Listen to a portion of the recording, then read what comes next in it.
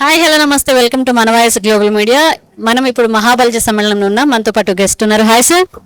నమస్తే అమ్మా. మేము కడప జిల్లా నుంచి వచ్చాము. ఏంటి మహాబలిజ సమ్మేళనం అనేది ఒక 50 మెంబర్స్ తో స్టార్ట్ అయింది. ఈ రోజు ఒక lakhs లో మెంబర్స్ ఉన్నారు. అలాగే 10వ సంవత్సరం సెలబ్రేట్ చేసుకుంటున్నారు. ఈ రోజు ఎంతో మంది మీలాంటి వాళ్ళు ఇక్కడ సక్సెస్ అయ్యారు. 10 మందికి ఉపాధి కల్పించారు. ఏం చెప్తారు సక్సెస్ గురించి?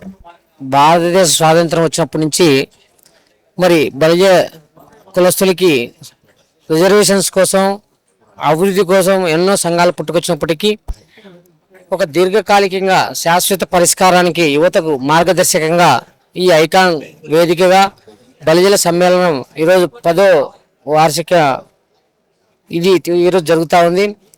ఇది ఒక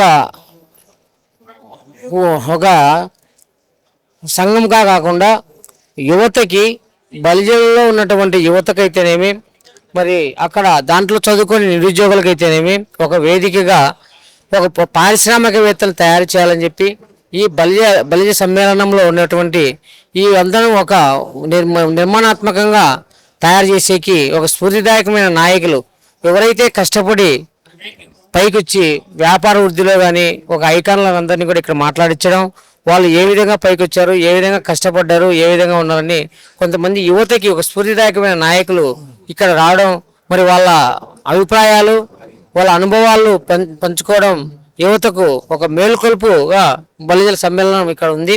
ఈ ఐకాన్ మాటలది కాకుండా చేతలతో మరి యువతకి వ్యాపార పరంగా మార్గదర్శకంగా దిశానిర్దేశం చేసే వేదికగా ఈరోజు బలిజల మహాబలి సమ్మేళనం ఏర్పాటైంది. నిజంగా సంతోషం. ఎప్పుడు కూడా అన్ని సంఘాలు కూడా మాటలకి పరిమితం అయితే ఉన్నాయి. ఇవి అందరికి కూడా దారి చూపుతూ ఆర్థికంగా మెరుగుపడే విధంగా తయారవుతుందని చెప్పి చెప్తున్నాం. ఇటువంటి కార్యక్రమానికి శ్రీకారం చుట్టిన మెండు చక్రపాణి గారు కానీ, కుమార్ సార్ గారు కానీ వీళ్ళందరికీ కూడా ధన్యవాదాలు తెలియజేస్తున్నాం. ఎక్కడో మారుమూల గ్రామంలో చాలా పల్లెల నుంచి కూడా ఇక్కడ ఐకాన్లో పిలిచి ఇక్కడ ఒక విశాలమైన దృక్పథాన్ని, ఒక సామాజిక స్పృహను కలిగించినటువంటి ఒక సమ్మేళనం, ఒక వేదిక ఐకాన్ మీటింగ్. దక్షిణ భారతదేశంలో ఉన్న ఈరోజు ఒక ఆంధ్రప్రదేశే కాకుండా యావత్ భారతదేశంలో ఉన్న అందరికి కూడా ఒక వేదిక ఇక్కడ పిలిచి అందరికీ అన్ని చోట్ల ప్రపంచ వ్యాప్తంగా ఉన్న బలిజలు ఏ విధంగా స్థిరపడ్డారు, మరి యువతకు ఏ విధంగా సహాయపడుతున్నారు, మరి బలిజల కులస్తులకు ఏ విధంగా ఉపయోగపడాలనే విధంగా ఒక స్ఫూర్తిదాయకమైన విధానాన్ని అవలంబిస్తూ ఈరోజు జరుపుతూ ఉన్నారు. మరి ఇటువంటి ఇక్కడ దాదాపు 2000-3000 మంది ఇక్కడ హాజరైనారని చెప్తా ఉన్నారు.